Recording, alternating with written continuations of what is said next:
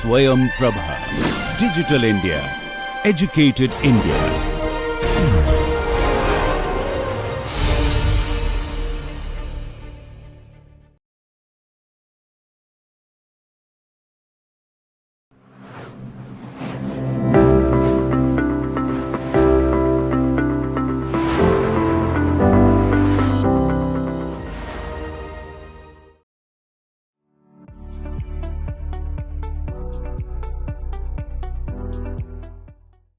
Welcome all of you to this lecture, and therefore today our focus is how one should look at growth. So the debate is for prosperity, one of the most important indicators is economic output, and here is the Y, and then the rate of changes in the output, and that is growth.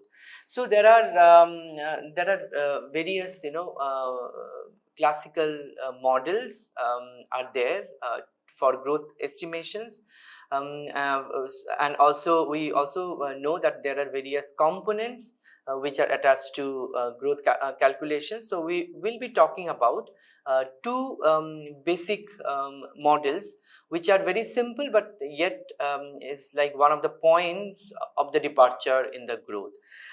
So we will begin with the famous economic growth model, what we call Harrod Domar growth model. Roy Harrod and F.C. Domar independently they developed theories on the economics rate of the growth, and its connection to the capital stock, and both of them are we're talking about the same, the connection between economic output and also the capital stock. And also this Harrod Domar model also is seen as a neo-Keynesian model. All of us, we know that John Maynard Keynes emphasized the impact of investment on aggregate demand, and aggregate demand we'll discuss much more in details when we will be talking about elements of macroeconomics in our ensuing lectures, and there we'll talk much more in detail like aggregate demand and aggregate supply. But as of now we know that impact of investment on aggregate demand was emphasized by Keynes. Harrod Domar emphasized how investment spending also increased an economy's productive capacity. So basically this is the supply side effects they emphasized on. So there are basic assumptions in the Harrod Domar model. So and from the model itself, from the assumption also itself, you will be able to know is very simple, but then is very very powerful, and is very widely recommended and also widely used in developed countries as well as developing countries. So let us see what are the basic assumptions for Harrod Domar model. So it emphasized on the investment on economy's productive capacity, and this is what we are talking about, supply side effect.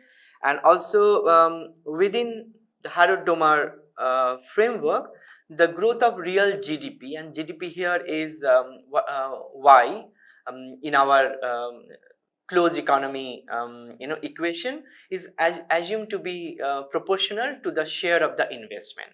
So as investment increases, and then simple assumption is that Y is also increasing, like that's how Y and I are related. And for an economy to grow, net addition to the capital stock are required, like from the investment capital will be generated, and that's how the accumulation process that Harrod Domar emphasized on. The third assumption is this model assumes an exogenous rate of labor force growth. So here is it is not impacting in the model, but then labor force growth, if we consider N as a proxy for the total population, and N is the total labor force engaged in the economy, so then this is exogenously given in Harrod Domar model. Now moving to the fourth assumption, which talks about technology is given at a fixed factor proportion, which is considered as like K and L ratio, like capital to labor ratio is fixed. And then it is also assumed that capital and output ratio is also fixed, and it will grow at a fixed rate. We'll discuss this when we talk about the model. And this is considered, as I said, that it's a simple model, and therefore two sectors model here. Only households and farms are are taken into consideration, and it is applied in the closed economy. So let us now move to Harrod Domar growth model. So it is precisely shows the relationship between economic growth and unemployment in the advanced capitalist society. I mean, that's how it started, and then it also focused on the role of capital accumulation. As I said, that investment is important factor for output growth, like Y, and then in the investment, capital accumulation process is very important for regenerating the net capital stock, because capital stock plays important role for output growth. Although it started applying in developed or advanced capitalist societies, but then it also widely used in developing nations, including we know that expenditure, if we follow the expenditure, Y equals to C plus I plus G, but then total overall production function is like as only two factors of productions are used from the household and are used in farm. That means in the economic circulations, only two factors of productions are used, that is capital and labor, and so it is, and we are keeping other things including technology constant as per the assumptions. So it is in this production functions, the equation 1, it shows that economic growth occurs by either by increasing the capital stock, like say through new investment in factories or machineries, equipment, roads and other infrastructure, or or by increasing the size of the total labor force of the nation, or maybe both. So this is how the production function in the Harrod Domar model is, like in simple way it is there. So now if we go with the Harrod Domar, so here as we know that Y is equals to C plus I plus G, but Y also can be written as is a sum of consumptions and savings. So savings is basically the leftover after the consumption. So here that we can write this way, like Y, and here we are introducing small t. T is a time, like at any given point of time. So even Y is like output in, say, if we consider this is in today's time, so t is say t here equals to 2025, for instance. So yt is like output at time, like time t, which is a sum of consumption at t, and then also savings coming from that time period. So now it is just to remember, like yt here we are representing as gross domestic product, and then equilibrium conditions that we already know from our previous lecture, that in the Keynesian approach, like investment equals to savings, means savings needs to be invested. So savings like leftover after the consumption from the output, and then whatever the savings that household will be doing it either in the financial institutions or any other means, but then that savings needs to be invested in the farm. So that is why two sector model here. So this is one equation, equilibrium conditions. Saving function is like st is equals to small a's, and small a's is the rate of savings, and yt is like yt is equals to output. So that means savings is proportionately related to output at the rate of small a's is like savings rate, like what is the propensity to save, like small a's also can be referred as propensity to save, like how much at what rate I'm saving from my say output, like whether it is 2% or 5% or 10% or 20%, so it depends. So that small a's is a saving rate. So now it is important to point out like capital accumulation conditions. So what would be the capital accumulation conditions? And here kt plus 1 kt plus 1 is like capital stock at t plus 1th time will be investment at t, like it plus kt, like initial capital stock at t, and also whatever the investment had happened, and then what capital stock from investment it has happened, and then delta is a depreciation on k, because k is the capital stock from investment, and therefore k is the investment on machineries and equipments and etc., and therefore it has depreciation. So depreciation will not be on the investment, depreciation will be on the capital stock. So and therefore for k capital stock at t plus 1 period, it will be investment at t, and then capital stock at t period, and then delta k t period, and which is getting subtracted. So now we can write this capital accumulation condition, we can write as kt plus 1 plus it plus 1 minus delta kt. So this is like the process, capital accumulation process will happen this way. So this is equation for capital accumulation. This is very, very important because we will be using for next also, but then this is the one of the starting point for the Harrod Domar. Even those like say Solo, when Solo developed much more comprehensive growth model considering non-linear assumptions in the growth equations. So but then process capital accumulation conditions is used from this equation 4. So this is very important for us to remember. So this is one of the points on which all of you should be remembering. This is how capital accumulation happens, and then investment, initial investment, capital stock, and depreciation rate is important there.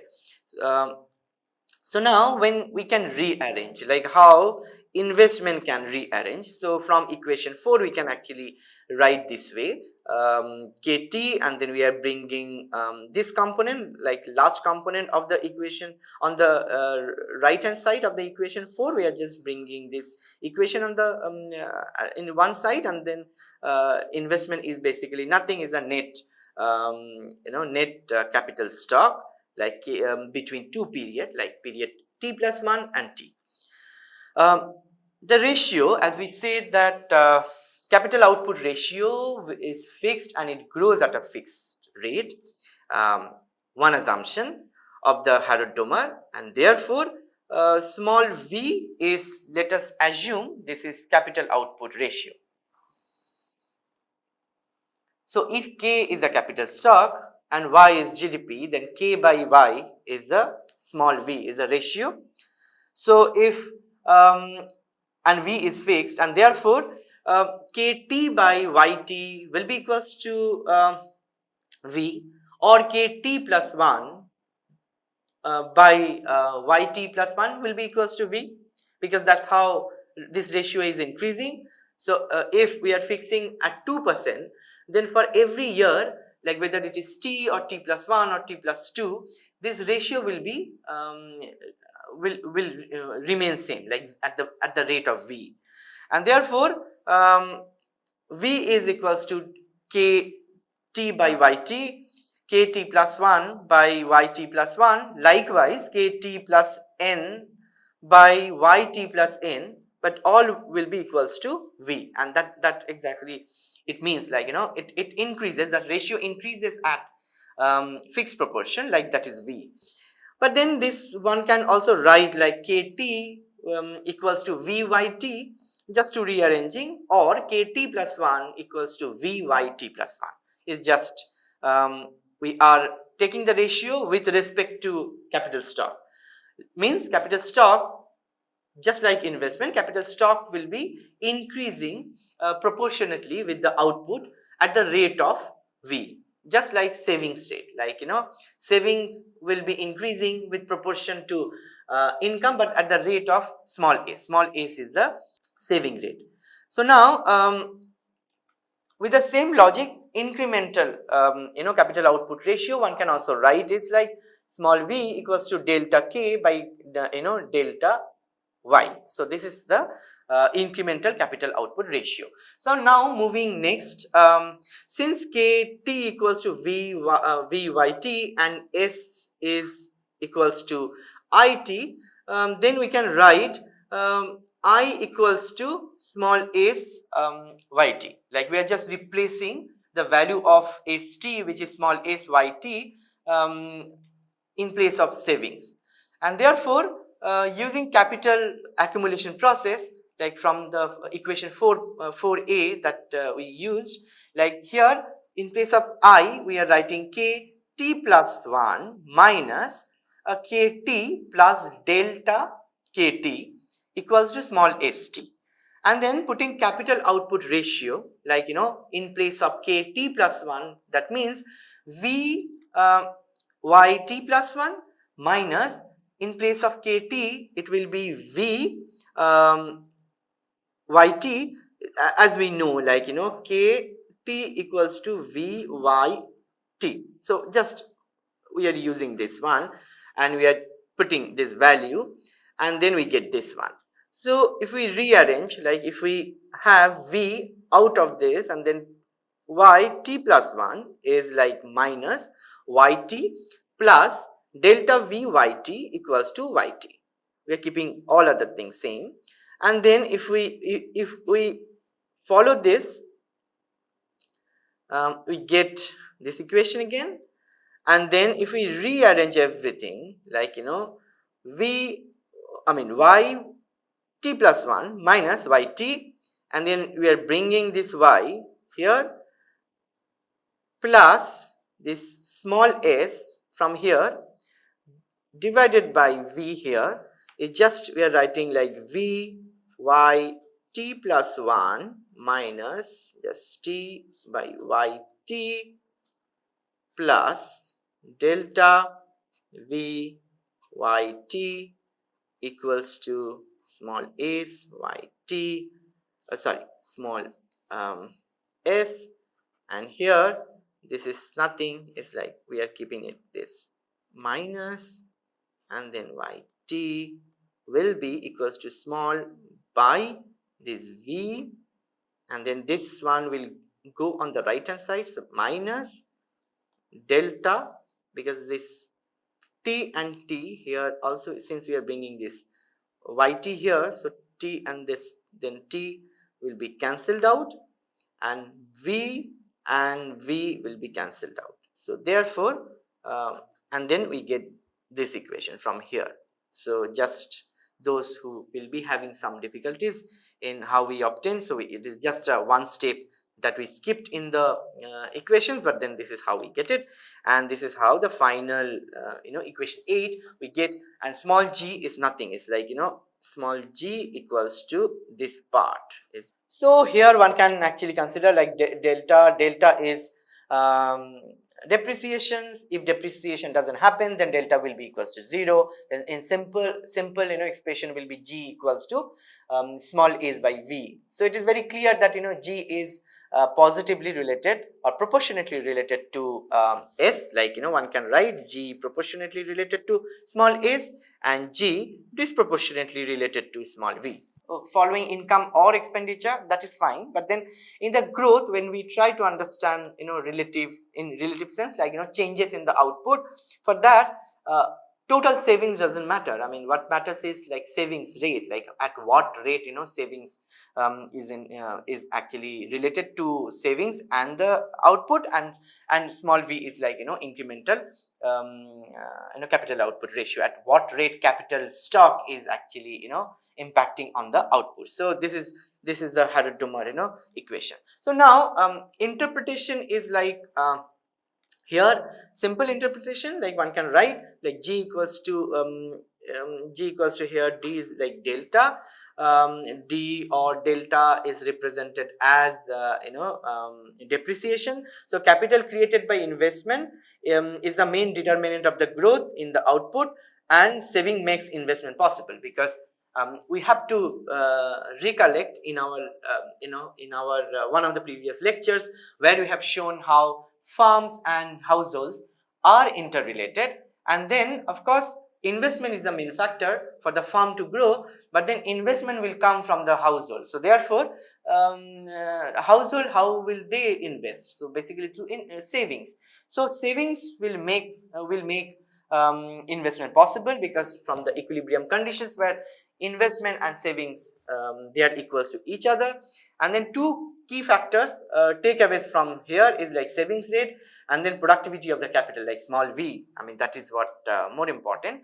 And save more and make productive investment, economy will grow. So this is as I said, is a very simplistic, you know, model of the economic growth. And simple, you know, point is like, you know, you save more and then productive invest productive way and make good investment, and then economy will, you know, grow automatically. And then labor force, this assumption in the Harrod Domar they kept it very simple, but then at the later stage it was discussed like, you know, population growth cannot increase at the same proportion to the capital or output. So but for now, for Harrod Domar, we are just keeping it labor force, which is like will grow at the same pace as the population rate grows at the rate of small n. So small n we are not emphasizing here more, but then this will be taken later in the model. So now therefore one can write like, you know, g will be equals to n, like, you know, here at the rate of growth also will be in will happen at the rate of population or labor force at the same labor force, that is n, and then small is by v, which is saving ratio of savings rate and capital output ratio, and then depreciation. So this is, one can actually write this way. So now in our course in the economics of public policy, why in the policy Harrod Domar is important. Now let's take a one example of the policy. Like say this is economics of public policy, and here in the policy discussion let's take an example of say tax, and then tax is a source of the government revenue, and then that needs to be spent. So G and T are very important part of the fiscal policy. Let's take an example of say T, and then also we'll consider G, how G is. Suppose tax rate is capital T, because small t we already considered as the time, and therefore capital T we are keeping it as tax rate. And imposed on the disposable income means YD, we already discussed in our large grand macro equations. And then capital accumulation, then it will be like KT plus 1 minus KT plus delta KT. As I said, that 4A equation is important because that is the equation of the capital accumulations. And then in that case, on the savings we had small s YT, but here small s, like since savings function will be changing with the change of the income, and here income is we are considering disposable income, and here like small s and 1 minus t. So that is the functional relationship of the savings. So now savings is t will be like this equation, right? So this is like savings now is not only proportionately related to yt. Here it is like small s 1 minus t because tax is imposed. So now with capital output ratio we can write like this way, like we are putting the value of kt plus 1, which is small v yt plus 1, and then kt is like small v yt plus delta yt vyt, and then s on the right hand side we are keeping the same. So this is equation 2, like capital accumulation equation can be written like this way, and growth equation one can write this way. So just we are rearranging, like here I think we don't need to explain further because we already discussed this. So of course this v we are taking it common and then placing them on the right hand side, and then we are just keeping growth here, like growth here means y t plus 1 minus yt, and then divided by yt from the right hand side. So that means yt plus 1 minus yt and then yt, and then from here small s, like s and then minus styt, but then since we are bringing t from the right hand side, then it will be small s, then v is coming from left hand side, and then it will be like small s by v minus again small s by v, and then t, and then minus like this minus delta is a depreciation. So now like what is the interpretations from economics growth point of view? Economic growth, as economic growth increases with the decreases with the increase of the tax rate, because here g will be g and t are negatively related, and income and growth will be increasing if tax is as tax decreases.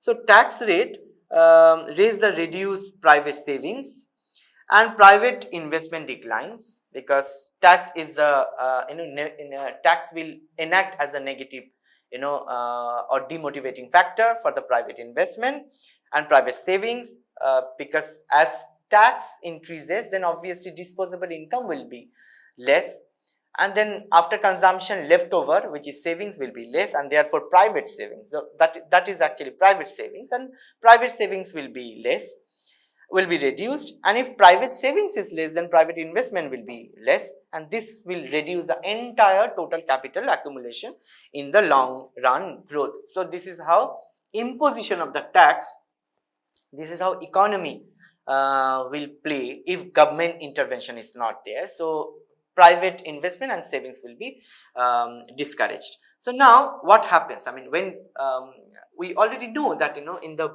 budgetary policy, like in budgetary policy,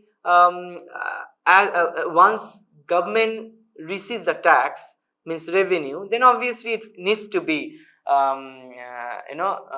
spent, and that's how the G is government expenditure. Like it is not only about Y plus C plus I. In case of private expenditure, of course it is, but then the moment you bring G in the closed economy, then government expenditure also will be there, and this government expenditure is basically coming from T. So T is a source for the public expenditure.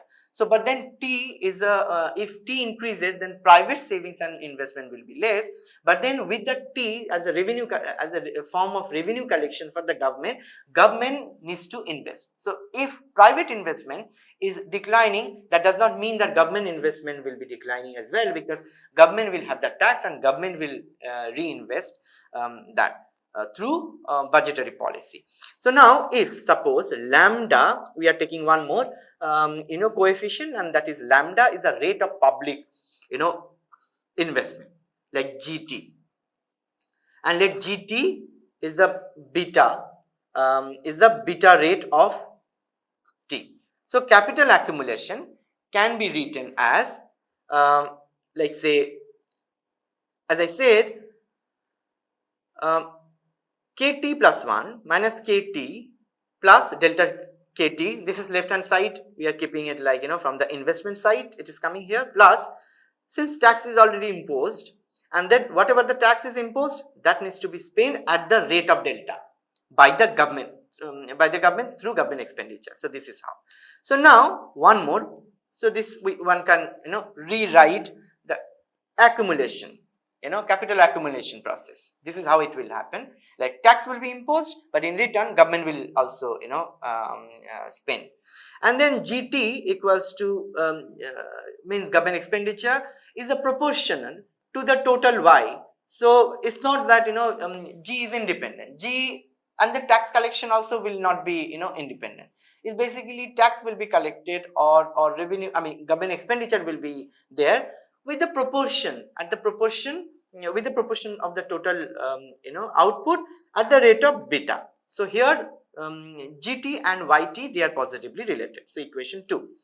So now it can be written. So now we can rearrange everything, and then here we are placing the value of KT plus 1, because from the capital output ratio, like VYT plus 1 minus VYT plus delta VT. So we are keeping V common, and then here S is this S 1 minus T YT plus lambda. We are placing the value of GT as beta YT. So now all we can rearrange, we can write this way, and then I think we don't need to explain further how it we got it, because in our previous 2 slides we already expanded this, how we are getting it. And then final growth equation will be like G equals to small s by V. So this is fine, just like this. But then here it is like lambda here is like the rate of public investment, beta is the rate of rate at which government will spend with proportion to the total output, and then depreciation is as it is, and V is our output, capital output ratio. So this is how one can actually expand the public investment and tax. Both are if both are functional, and then through fiscal policy, and this is how Harrod Domar growth model also will be changed. So I hope up to this is clear. So now this, as I right from the beginning, I am saying that this model is very simple and also draws a lot of criticism, and then the assumption on which, or the basis on which the model was criticized, but then the acceptance for this model is because of its simplistic form, which actually can give the functional relationship between output, then unemployment, capital stock, and then savings rate, and etc., and therefore on that basis it draws a lot of attentions positively. But then of course because it is too simple and it is too linear, and therefore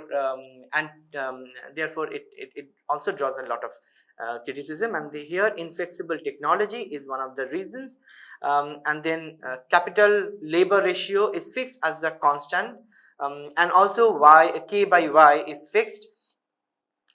And when we are saying K and L ratio is fixed, like K and L ratio is say fixed, say alpha, if it is fixed, then K and L must grow always at the same rate, and this is where the problem starts. It is not always possible in the dynamic model. And then labor force of course must grow at the same rate of the population growth, and therefore this is the equation that one can get, like small n equals to small g equals to small s by v, and if we are considering delta or say d equals to 0, like depreciation. But what happens if population growth increases or faster than g in the case of unemployment, rising the unemployment, or if n is less, increasing less at the less rate as compared to the growth, then of course as an outcome we get the capital stock, more capital stock. But then if this is the case, then also this unemployment also will be rising if population growth is rising faster than the growth, and this 2R is sort of problem, and therefore what we get is the knife edge problem, which is which actually states the instability of the economy, and it happens when small n is not equals to or G is not equals to small a's by v ratio. So for this Harrod Domar model, I have used this reference like from Brain Snowdon and Howard Devane in their book. I used 2005 book. It's a modern macroeconomics, and chapter 11 will be helpful for you to follow Harrod Domar model. And I hope you enjoyed this lecture, and I'll see you in my next lecture. Till then, thank you.